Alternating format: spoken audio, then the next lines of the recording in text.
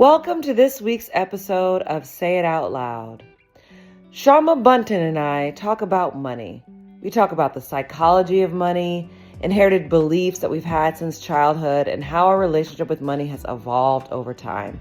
This conversation is an essential part of any big changes in your life, and I hope that it serves you. Enjoy.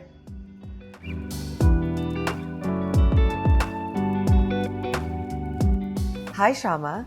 Hi. Thank you so much for being here.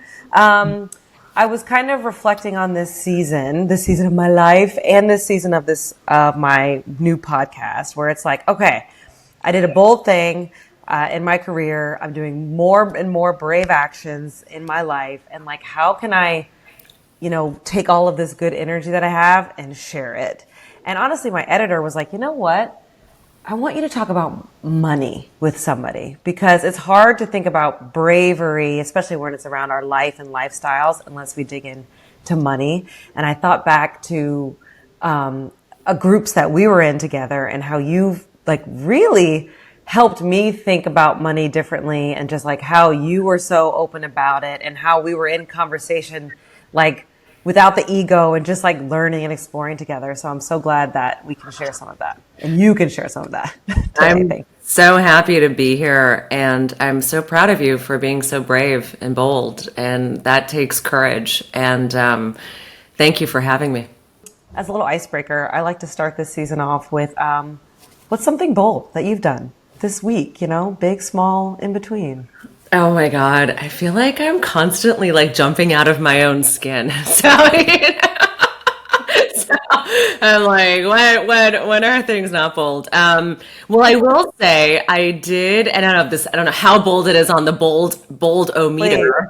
But I did make an interesting decision as to where to spend holiday between Christmas and New Year's. And I did it based on something that was it was so funny. So basically my husband and I are talking, and we're like, do we do beach or do we do Europe? Is it Mexico or is it somewhere in Europe?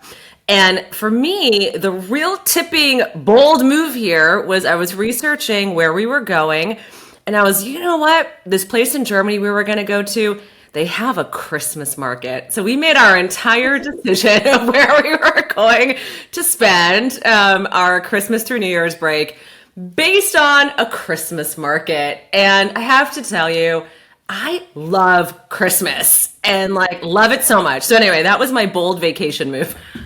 First of all, I love that for many reasons. One is taking a vacation and not overanalyzing and overthinking about it. I mean, vacation sure is bold for some, but I'm kind of like you, that's table stakes. But just picking a thing and being like, you know what? This is why I'm making this decision, and running with it. Totally. I was like, I want this snow. It all fell into place. The moment I read Christmas market, I was like, mulled wine and the ornaments. And I was like, man, Mexico's not going to have that. I cannot wait. I hope you share pictures of this somewhere. Of course. I love this. Okay, so money, right? Money is this taboo thing. Yet it rules our life, or a lot of people's lives, or the society that we're in. So I'm curious if you would share a little bit about kind of your money journey. What was money like in your upbringing? What kind of beliefs did you have? Where are you now? And then I can share some of mine too, just to level set. Oh my gosh. Okay. So I grew up in San Francisco. And I went to all private schools. Mm-hmm. I also grew up until the age of 9 in a 1-bedroom apartment with my parents. And I was also the kid on financial aid at all these schools. And so it's really interesting because at a very early age, I saw what was possible in the world. And it was a really stark contrast to my day-to-day upbringing and what my life was like. My father drove a taxi until he retired. It was a really interesting and somewhat confusing way to grow up.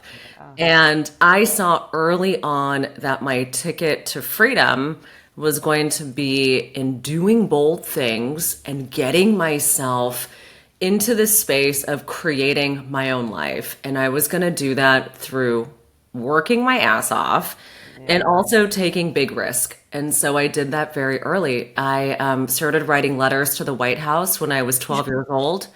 I was part of a choir at my school, and I wanted us to sing at the White House. And I wrote letters for a year. One started getting email and started getting letters back. And then one day I got a phone call from the social secretary of the White House. And then the fall of my freshman year of high school, found myself on an airplane with 20 other students and 5 other teachers to go sing at the White House. And it was this moment where I cried tears of joy for the first time in my young self, because I realized that my life could not only impact myself, that I could do big things, but that I could also impact other people's lives. And that was my first experience with what I would call positive trauma, right? Changed me forever in this most expansive way. And as a result of that, right, I was like, oh, so I went and got all sorts of jobs, you know? I mean, one of my first jobs was as a freelance makeup artist at 16. And so I learned financial independence really early. Unfortunately, the way that my upbringing was, I definitely felt a need to constantly be out of the house. So I found my way to be out of the house through work. And then that really catapulted me, sadly, into a space of needing to be hyper independent, which is something that I actually had to work through in my life, because I was hyper independent, didn't rely on anybody, and really saw that if my life was going to amount to anything, it was going to be because I willed it to be. And I like pushed my way through it and I forced it. And guess what? I got a lot of great positive feedback. Every time I pushed something, it would happen. Every time I forced it, it would happen. So this horrible feedback loop of like, Syama, when you overwork yourself, all this shit happens. So like such bad like experiences to be like, you know, in your mind over and over again. Anyway, went off to New York, finished university there, and then started a corporate career in fashion, which everyone tells you, at least at that time, it was like, oh, you know, you're only one of 5 people to like have ever had this job. And I remember working at Barney's and feeling so like, you know, this is so special. And I was at Gucci and it was so special. But you don't make any money. You do not make money. You get like great products, but no one's telling you invest your money. There's no opportunity to save it because you don't have much of it. And if you're not being bankrolled by your family, then it's like, you know, $65,000 a year ain't going to get you shit, right? In New York City. So anyway, it was a real life lesson for me with like that corporate world. And then I sort of had inclinations towards entrepreneurship at a very young age.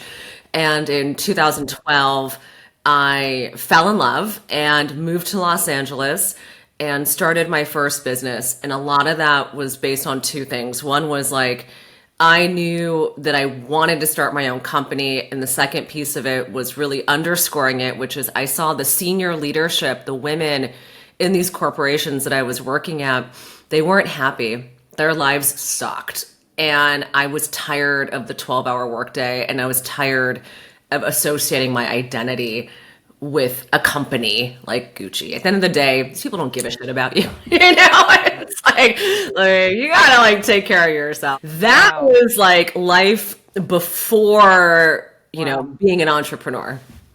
Yeah, wow. I resonate with a lot of that. That's so funny. I can't believe a 12-year-old you were writing the White House. Such bravery. Okay, you know what? So, you know, just to share, I grew up in a household of like doctors, and we were great, very well off, not, you know, upper middle class or anything, but not lacking for a damn thing.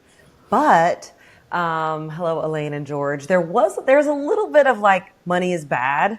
You know, if you know, the pursuit of money makes you kind of like a bad person vibe.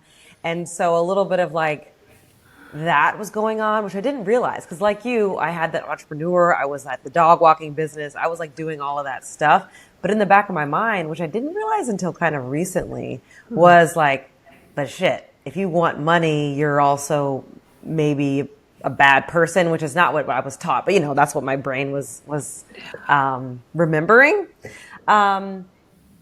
Yeah. So I think that like what I wanted to roll this into is different mindsets around money with that, right? And I know that there's a lot. The one that we probably hear the most about is scarcity, which how I understand that is either I don't have anything, I'm never going to have anything, like, and that kind of cycle, or the opposite, like I want more so I can just hoard it.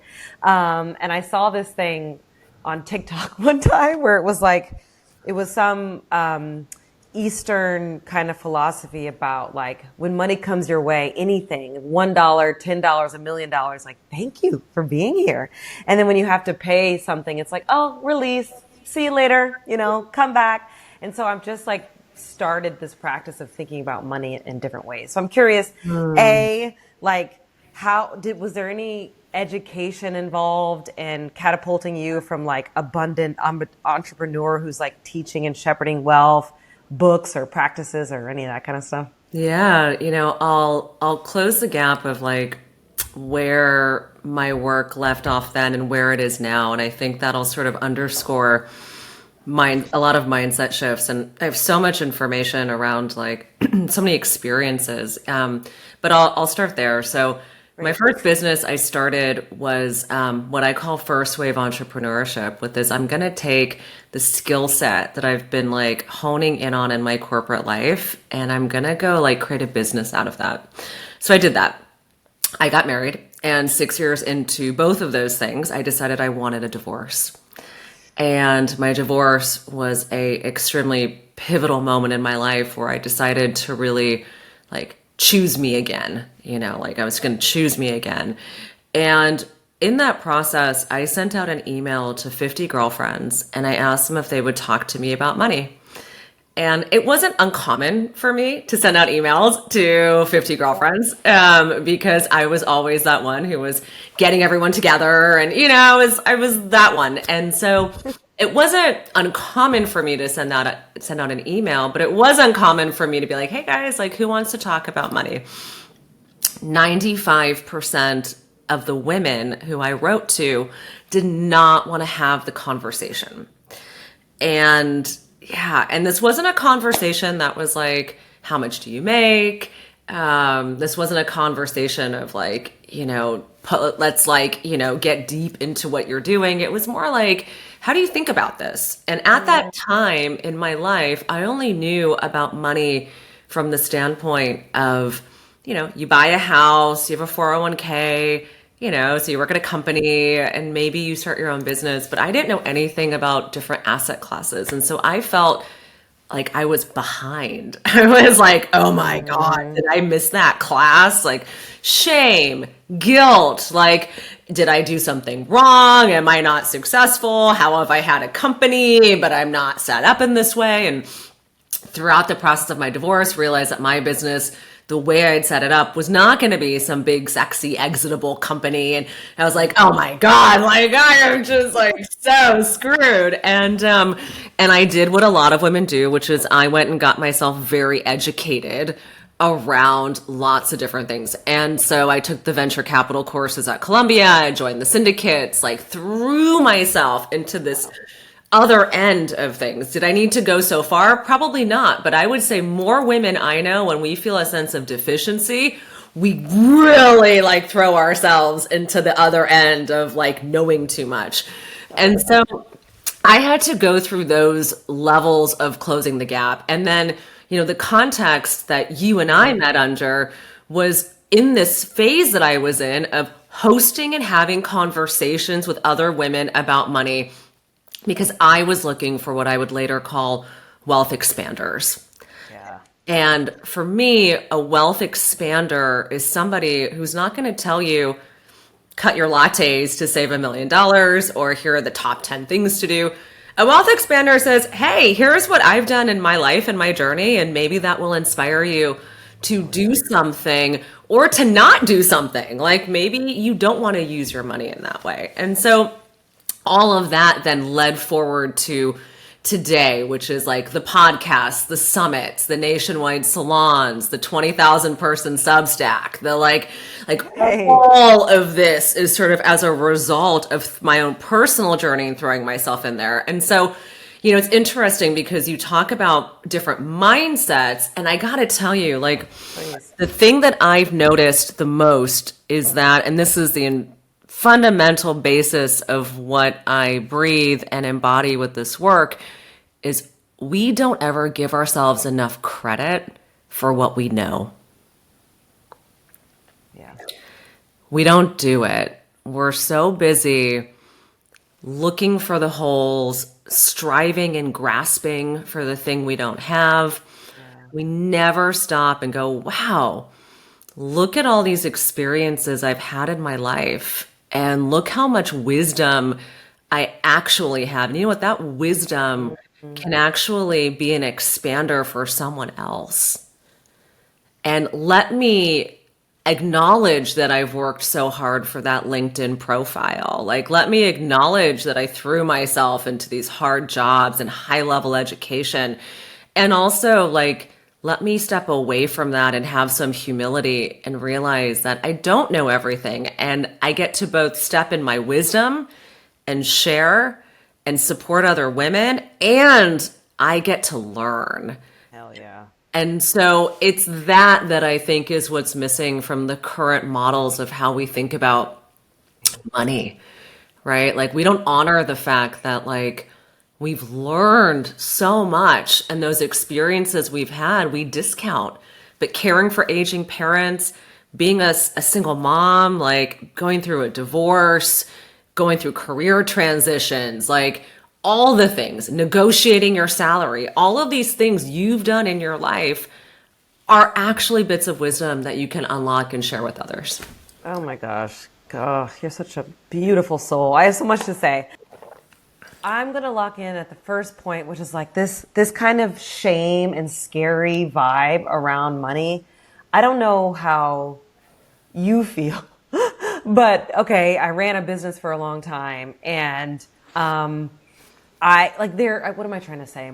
There are some Wall Streety terms and, wording and phrasing that are like, what did you say? And like asset class this, and like, trading this. And I'm just kind of like, I wonder if that keeps people out of the game in the beginning, because they're just like, oh my God, I don't understand what the hell you're saying, et cetera, et cetera. But I love that it's like, you can be both teacher and student, and like you negotiating your first lease or your first job or telling this, like you have experiences and you can learn, and it doesn't have to be, I don't know what this is, let me stay away from it. So I didn't have any like profound thing to say, except I do think it can be a scary universe to enter into if you don't know anything about that.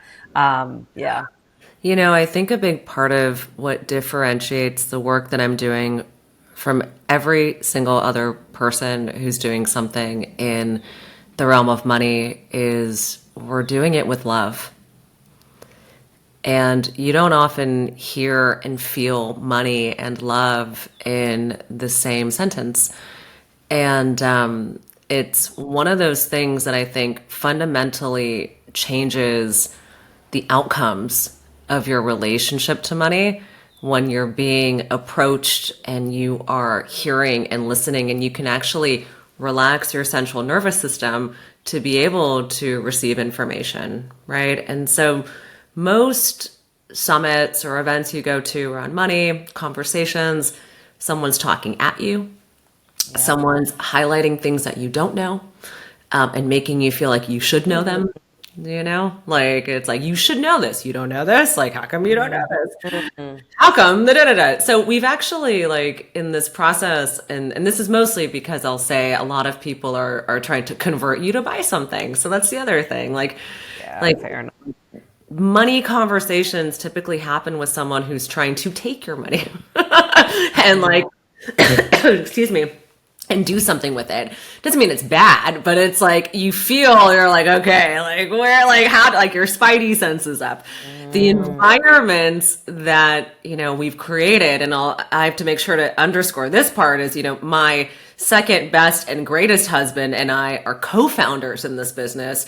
And so it is something that we are imbuing with a lot of love. And so at our summits, there's no keynote.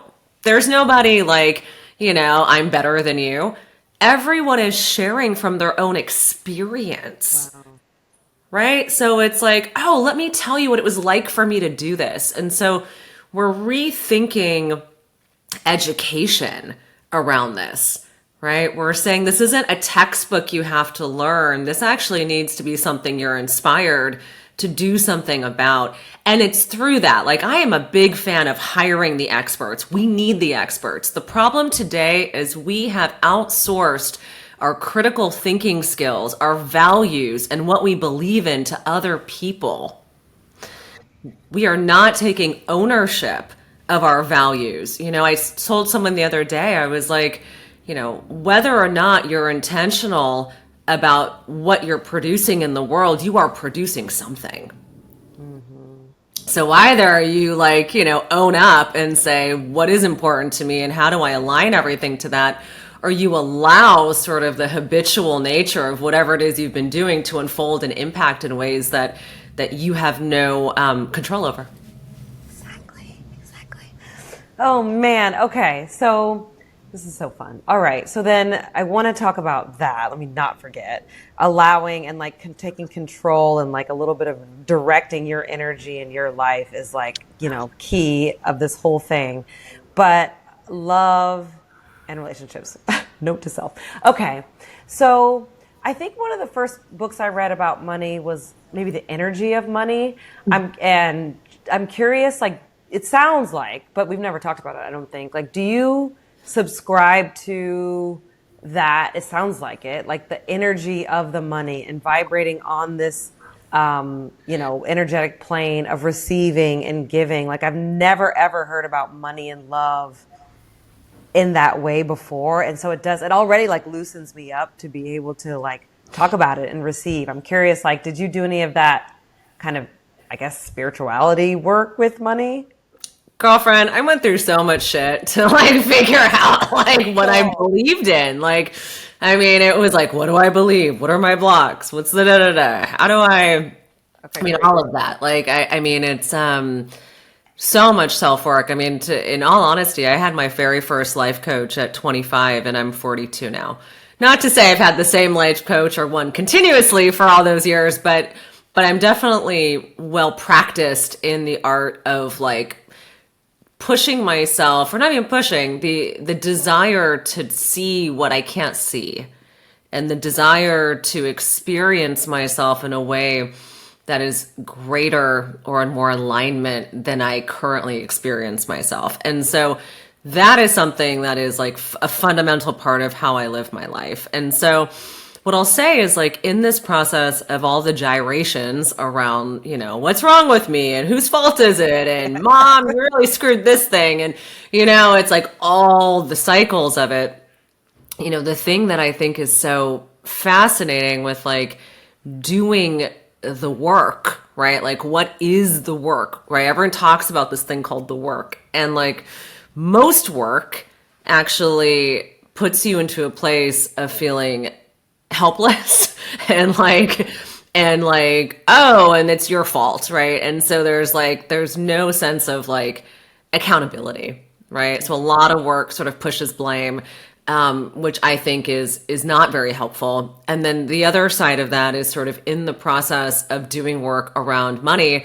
I absolutely hate this. Every time I see people publish affirmations, I wrote a Substack on affirmations are not going to get you rich. Do not sit there and be money, money, money, money, money. It is it doesn't work like that. Life does not work like that. And so what does work though is getting quiet, listening deeply, aligning your life to what's important to you.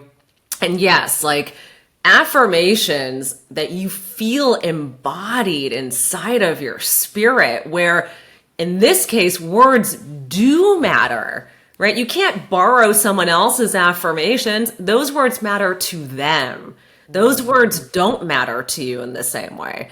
And so coming through the process of realizing, like, for me, I started substituting the word generosity for the word abundance.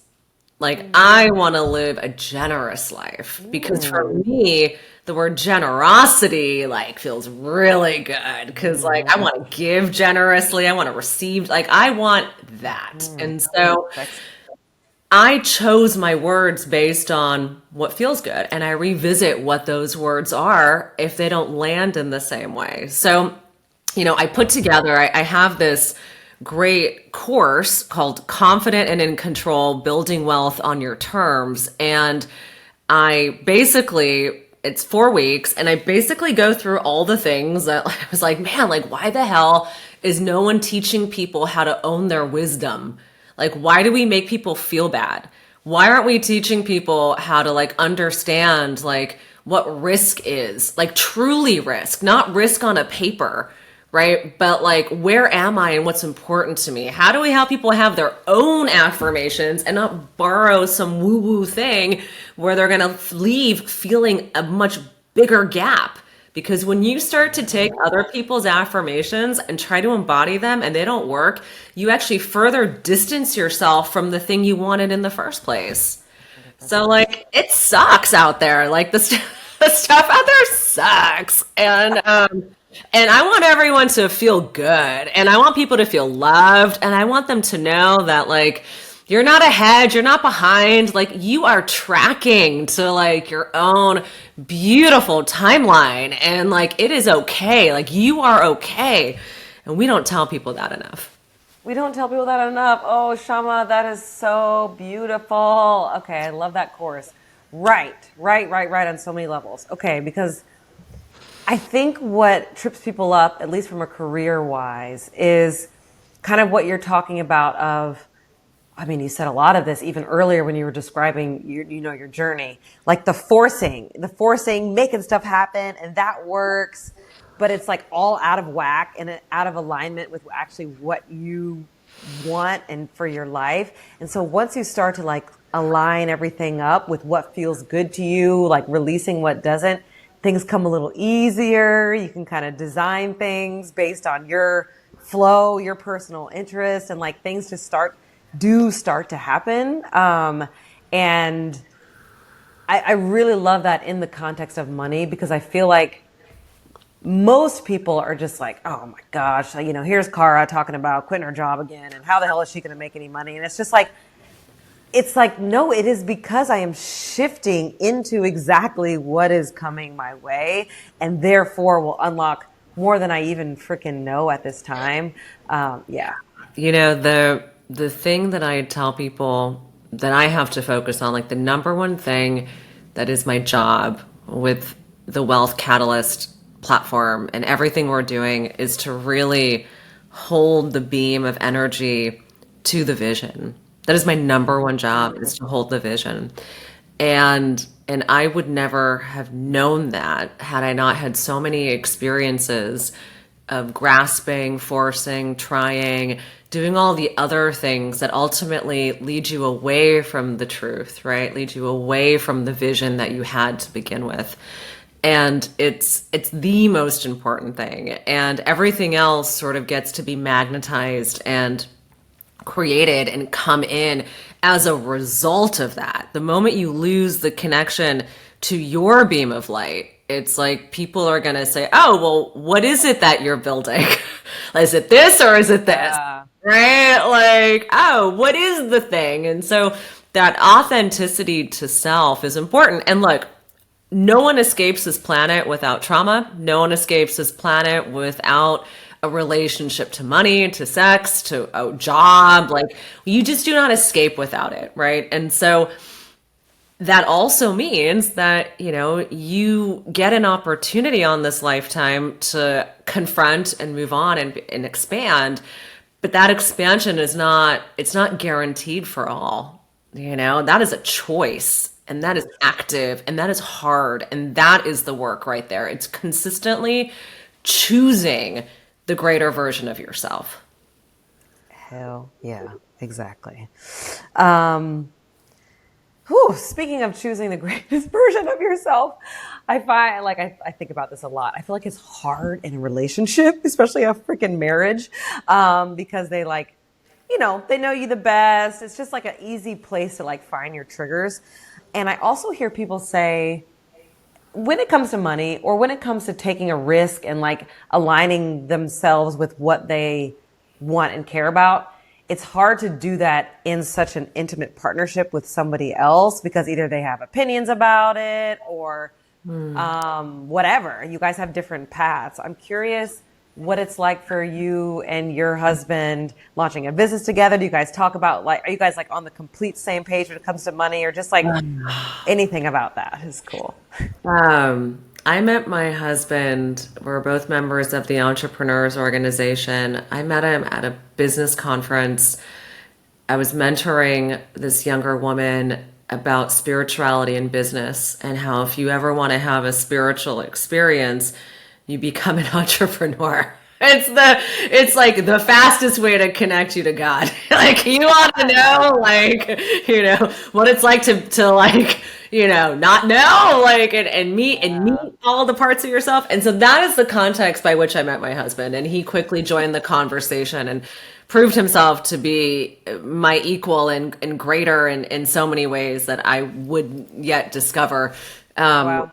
And so he is my ultimate ride or die. And in my vows, I told him, I said, John, I love you for all that you have been, all that you are, and all that you are becoming. And so inherent in that promise is a release of expectation. Yeah. Yeah.